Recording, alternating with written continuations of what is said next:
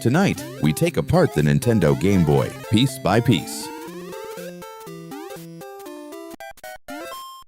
In 1989, everyone knew Nintendo had made a terrible mistake.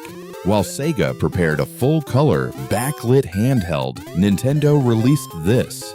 A gray plastic brick with a pea-green screen.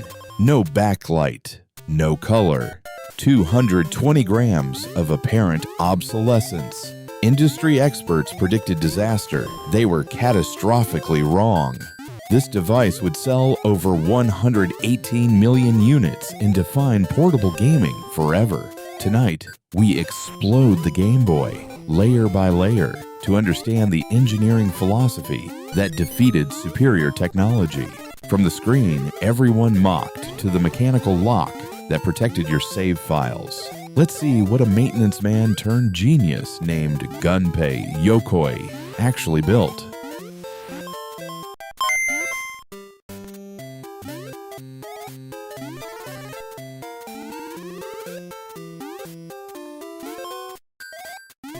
At the top of our exploded view sits the most criticized component of 1989, the display assembly. The screen cover, a clear plastic lens, protects the LCD beneath, and this LCD was a deliberate provocation, a reflective super twisted pneumatic display. 160 by 144 pixels, it has no internal light source. It relies entirely on ambient light, bouncing off a reflector behind the glass. The green tint wasn't accidental. It was the specific polarization needed to maximize contrast on a passive screen. Every competitor called this a weakness. It was a weapon. Sega's Game Gear had beautiful color and a backlit screen and drained 6 AA batteries in 3 to 5 hours. The Game Boy's reflective screen sipped power. It worked in the back seat of a car, under direct sunlight, exactly where children actually played. 30 hours of battery life. Parents noticed. The display connects to the motherboard via a delicate ribbon cable. One wrong bend and the screen goes dark forever. But treat it right, and it'll outlive every backlit competitor by decades.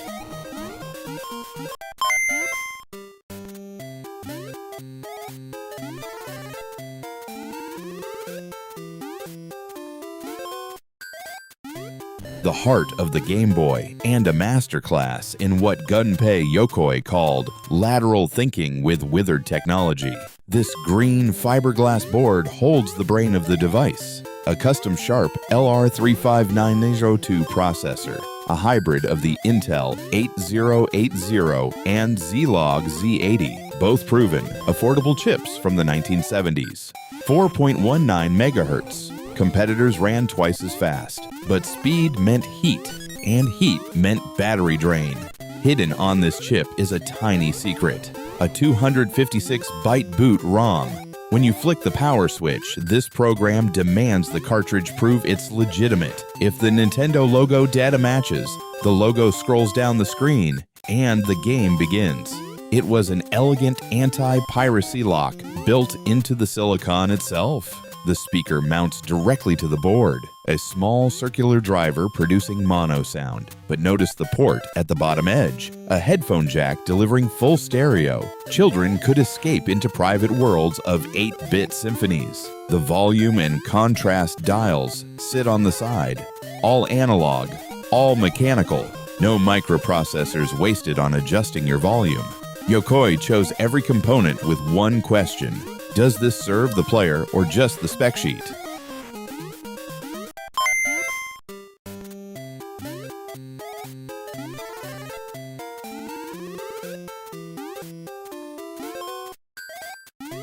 The input system might be Gunpei Yokoi's greatest invention, and he created it 7 years earlier for the Game & Watch. The D-pad, a plus-shaped piece of plastic that rocks on a central pivot. Look at the underside. That pivot point isn't just mechanical convenience. It physically prevents a player from pressing left and right at the same time, which would crash the game logic. An elegant hardware solution to a software problem. Beneath the D-pad sits a rubber membrane with conductive pads. Press any direction the pad touches the circuit board. Signal sent. The A and B buttons work similarly. hard plastic caps over rubber domes. But the start and select buttons are different. They're soft, conductive rubber pushing directly through the shell, not plastic caps. Yokoi's cross design was so revolutionary, Nintendo patented it. Sony and Sega would later pay licensing fees just to use the concept. He tested these controls with children specifically, not gamers, not adults. Children. He understood his real audience.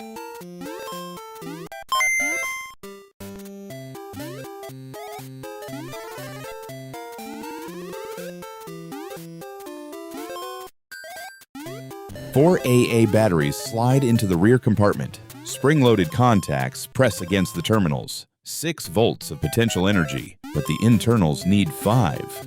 Here's where engineering elegance appears. The voltage regulator. As your batteries slowly die, dropping from 6 volts toward 5, the regulator keeps the screen and processor perfectly steady. The game doesn't slow down or glitch. It runs flawlessly until the very last electron is spent.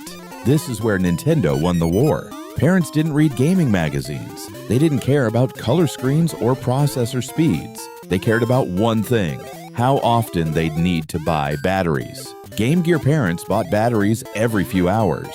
Game Boy parents bought them once a month. In the brutal economics of childhood, 30 hours beat 3 hours every single time. The power switch, a satisfying slider on the top edge, completes the circuit. But it does something else too, something mechanical we'll see in the casing. And then there's the link port, that mysterious connector on the side. A simple serial cable let 2 Game Boys communicate. Originally designed for high-score battles, it became something more. Tetris competitions between friends, and later, Pokemon trades. That simple port would enable trading, battling, and the first truly social portable gaming phenomenon, a revolution through a serial connection.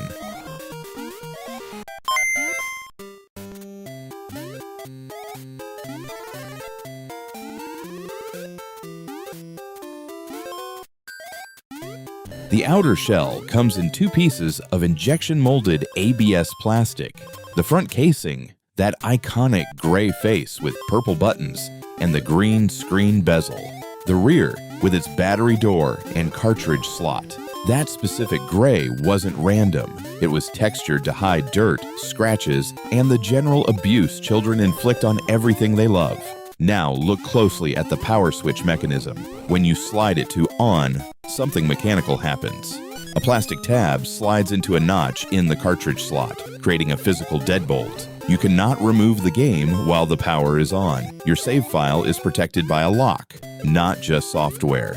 The rounded edges weren't just aesthetic, they distributed impact force during drops. Nintendo engineers threw prototypes down stairwells. They stepped on them. They gave them to children and waited. The beveled cartridge slot made it nearly impossible for small fingers to insert games incorrectly. Every curve served a purpose. In 1991, during the Gulf War, a Game Boy was caught in a bombing. The exterior melted, the screen cracked, a soldier turned it on. It worked. That unit still runs today, displayed at the Nintendo store in New York. A charred testament to engineering for the real world, not the spec sheet.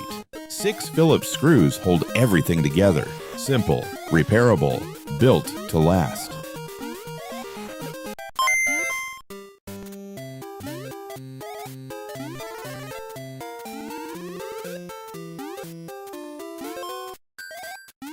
And there it is. Every component in its place, floating in our exploded view. Screen assembly at the top, a deliberate limitation that became an advantage. Circuit board in the middle, hiding a boot sequence that verified every cartridge. Buttons floating above their contacts. The D-pad pivot preventing impossible inputs. Batteries ready to provide 30 hours of steady power through a regulator that refused to quit.